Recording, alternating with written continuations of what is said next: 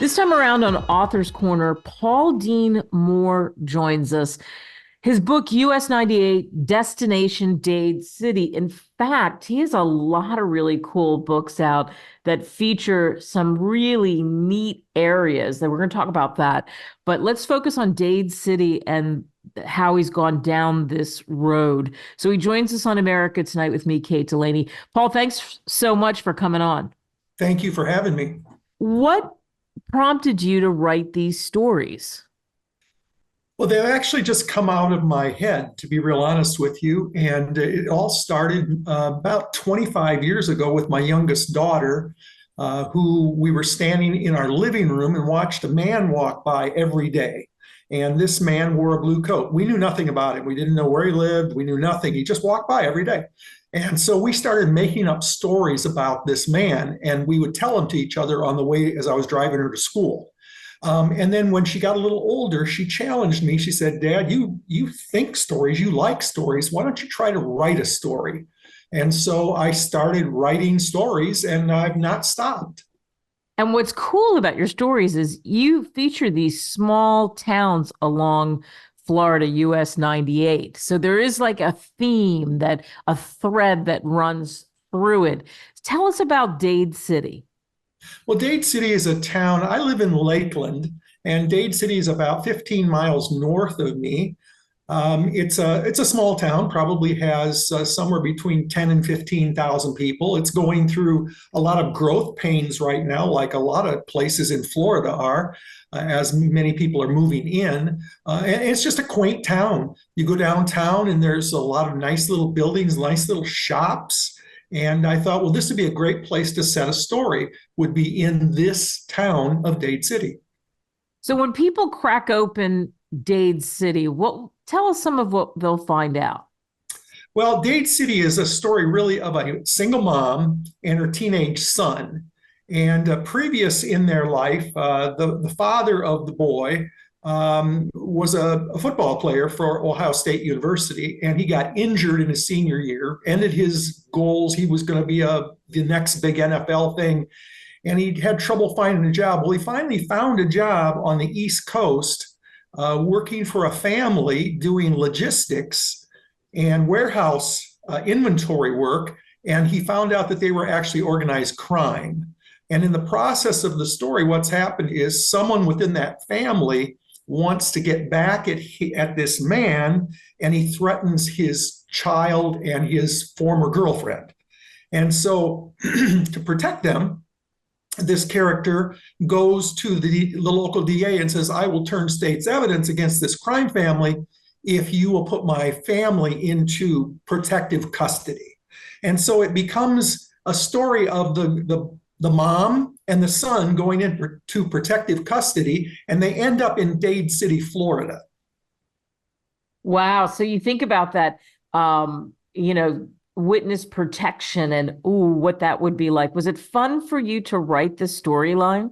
It was fun. I did a lot of research. I looked into the idea of what it was like, got some really good quotes from people about the idea of getting into witness protection, how many people they've lost, which is absolutely, the U.S. Marshals have lost 0 people since 1970. I mean, they're really good at protecting people. And so I use that kind of as the backdrop for writing the story. But at the same time, I wanted the teenage boy to have a real life in Dade City. And so what happens is he decides he wants to play high school football, which is a huge thing here in Florida. And so the story then revolves around this boy trying to play high school football in Florida. So it's just a story, and I like it.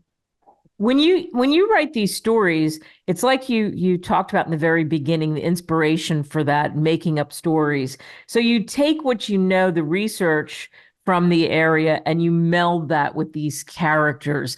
And you've got a couple of these books out already. I mean, I mentioned this. This is not the first one, Dade City. When you first ventured into this, what was the inspiration for some of the characters? Well, I think the characters came out of my context. I'm actually a retired Salvation Army officer, so I've met a lot of people over the 40 years that I did that work. And I've seen all kinds of people, everything from the down and out and the homeless to those who have much in the way of money and influence. And I've met everybody in between. And I've learned some things about people in that because I observe. And one of those things is everybody has a story.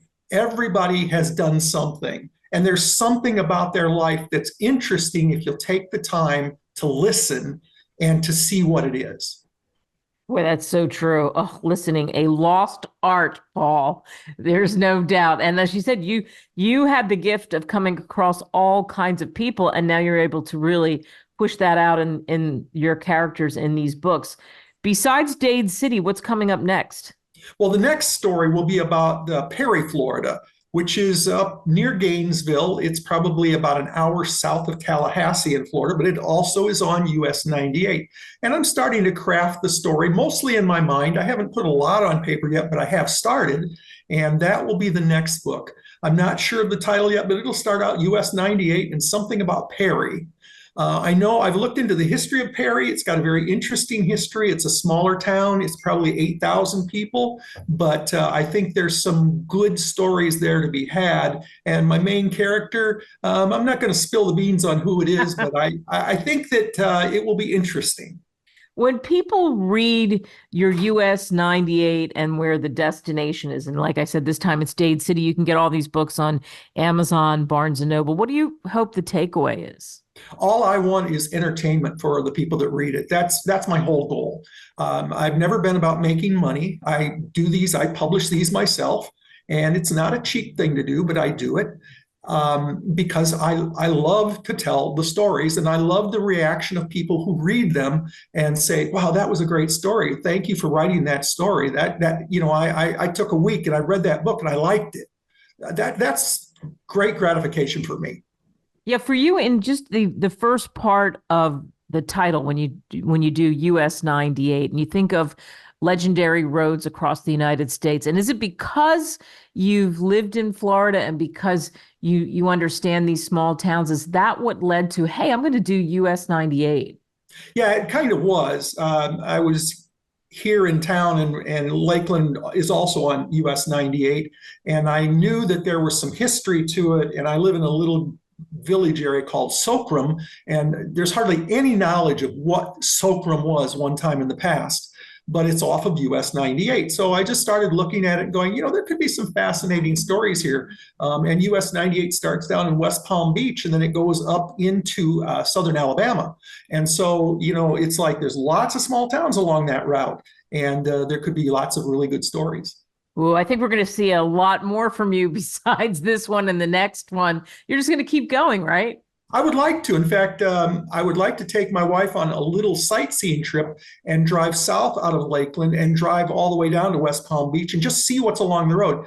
I know it goes beside the Lake Okeechobee, but I don't know anything about that area. I've never been in that area. And so, I need to see it for myself. And that's what I do. I go to these places. I look for myself. I spend a couple of days. I talk to the local people. I try to get a flavor for what the community is like, and then fit the story around that. Yeah, I love it. Like I said before, you can get this on Amazon, Barnes and Noble. Paul Dean Moore, US 98, Destination Dade City is this one, but there are other towns that are coming and those that came before it too as well. Thanks for hopping on. Thank you so much for having me. So interesting having that conversation with Paul, and it made me think that how fun would that be to explore all those towns? And I can see how he could end up with, I don't know, maybe 5, 6 more books by the time he's all said and done, by the time he's done with the project. But you can tell he loves doing it. And I love small towns and picking the theme of the highway and going down and, in not too far from his backyard and then even further away. All right, speaking of further away, a couple of quick hits here. Boeing has to produce within 90 days a plan to fix serious quality and safety issues. The FAA said, yep, on Wednesday. So the meeting came the day after a year-long FAA commissioned investigation found a disconnect between execs and employees on safety. And the fear is reassignment or stalled career growth, supposedly. That's what employees are saying. So we'll see where Boeing goes with this. The ball is in their court, so to speak. All right, coming up next on the show, a bit of technology.